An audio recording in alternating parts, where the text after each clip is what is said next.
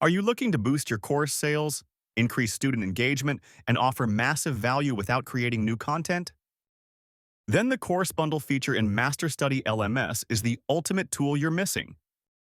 Think of a course bundle as a combo offer for your online academy.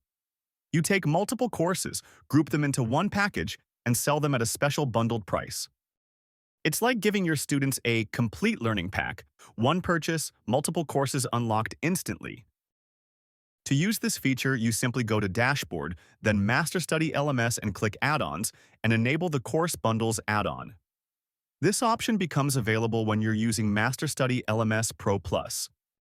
Once activated, you'll see a new settings section. Course Bundle Setting. Here you can. 1. Set how many bundles can be created on your site. 2. Control how many courses each bundle can contain.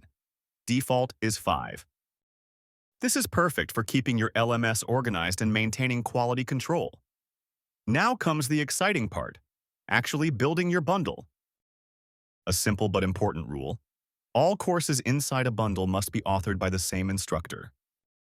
Then, to create a bundle, go to your instructor/frontend dashboard.